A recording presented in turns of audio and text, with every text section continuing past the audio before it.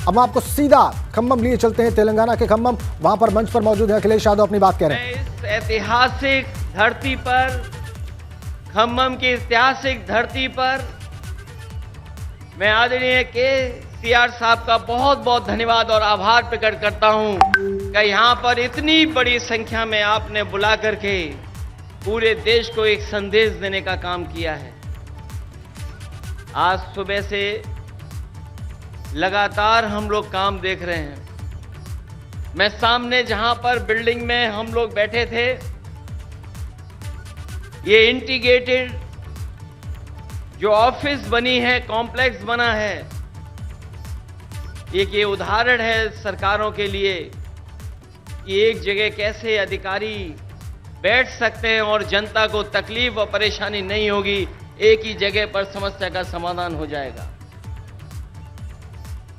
ये खम्मम वो धरती है जिसने हमेशा इतिहास बनाने का काम किया है। यहां के लोगों ने बड़ी से बड़ी हुकूमत रही होंगी, ताकतें रही होंगी, उनके खिलाफ अपनी आवाज उठाने का काम किया है। यहां के किसान, यहां के नौजवान, अगर किसान कभी इकट्ठे हुए हैं और अपनी आवाज को बुलंद करना पड़ा होगा, तो यहां के किसान इकट्ठे होकर के अपनी आवाज बुलंद कर करके उस समय की हुकूमत को हिला के रख दिया। मुझे उम्मीद है कि आने वाले समय में जो हालात हैं देश के,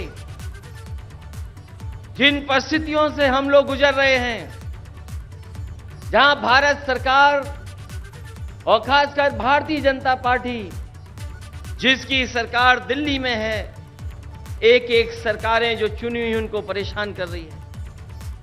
चाहे वो आपकी सरकार हो और चाहे आपके बीआरएस की पार्टी की सरकार हो, जो सहयोग और जो मदद और जो लोकतंत्र में सम्मान मिलना चाहिए वो सरकार सम्मान नहीं दे पा रही।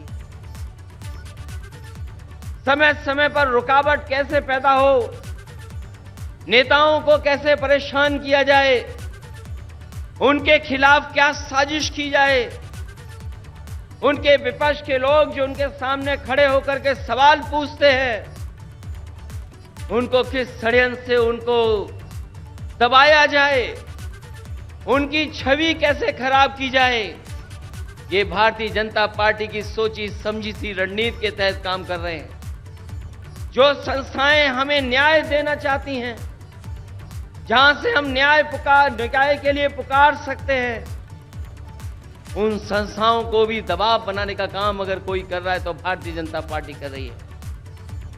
अभी कल ही भारतीय जनता पार्टी की मीटिंग खत्म हुई है और उन्होंने कहा कि 400 दिन बाकी हैं।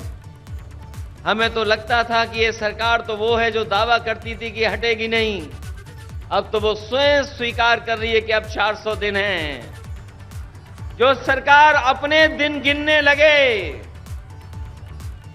जो सरकार अपने दिन बताने लगे, समझ लो ये 400 दिन बाद सरकार रुकने वाली नहीं है। अब तो 399 दिन बचे हैं।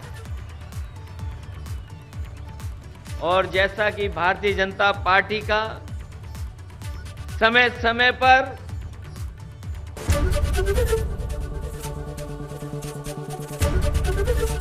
एबीपी गंगा, खबर आपकी, जुबान आपकी।